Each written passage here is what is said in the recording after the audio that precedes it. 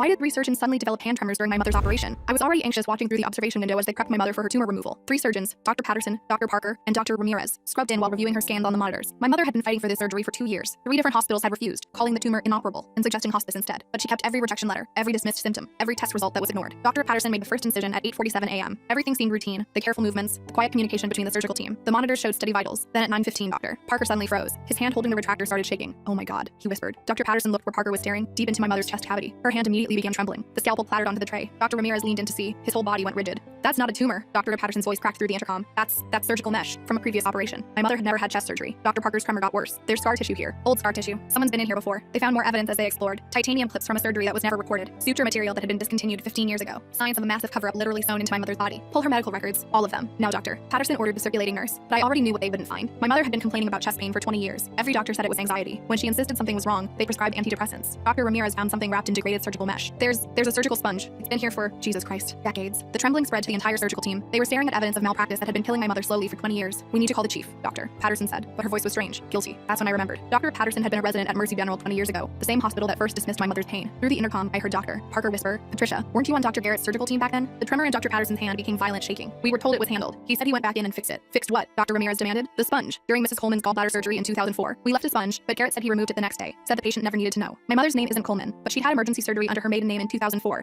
when she was visiting her dying father. The records were never transferred to her married name." Dr. Parker dropped his instruments. "This is Mrs. Coleman. Look at the birth date." All 3 surgeons stood frozen, staring at the woman they'd been slowly killing for 2 decades. The woman whose pain they dismissed as psychiatric. The woman who begged for help while they called her anxious. "We did this, Dr. Patterson whispered. "We did this, and then we gaslit her for 20 years. The anesthesiologist's voice cut through. "Her vitals are dropping. We need to finish this surgery now." Revealed more damage. Infection pockets that had been sealed off by her body's desperate attempts to survive. Adhesions that had been causing the anxiety attacks. Nerve damage from chronic inflammation. She was never crazy, Dr. Parker kept repeating. Every symptom she reported was real. They removed the sponge, the mesh, the evidence of their crime. But they couldn't remove the decades of damage, the years of being called hysterical, the medical PTSD from being betrayed by the people supposed to heal her. Dr. Patterson had to step back twice to compose herself. Her tremor made her useless with a scalpel. She stood there watching her junior colleagues fix what she broken 20 years ago. "Document everything," Dr. Ramirez said coldly. "Every single thing we find. She deserves the truth." The surgery took 7 hours instead of 3. They found more. A broken needle tip, degraded suture material causing chronic inflammation, scar tissue that had been strangling her organs. When they finally closed, all 3 surgeons looked broken. They'd saved her life while discovering they'd been the ones threatening it all along. Dr. Patterson pulled off her mask. "I need to make some calls. To lawyers. To the medical board. To apologize. My mother survived. When she woke up, the 3 surgeons were waiting with 20 years of documentation they'd uncovered. Dr. Garrett had covered up 14 botched surgeries. Every patient had been labeled anxious or drug-seeking when they complained of pain. Dr. Patterson's hands still shake. Not from fear now, but from Parkinson's that she developed 6 months later. She calls it cosmic justice. She testified against Dr. Garrett and herself, gave up her license, and now advocates for patients whose pain is dismissed. Dr. Parker and Dr. Ramirez spent the next year tracking down Garrett's other victims. 32 women who'd been called crazy while surgical equipment rotted inside them. My mother got the largest malpractice settlement in state history, but she said the real victory was Dr. Patterson's testimony. "We chose protecting our colleague over protecting our patient. We chose our careers over her life." The tremor in my hands that day was my body finally feeling the weight of what we'd done. She lived 8 more years, pain-free for the first time in decades.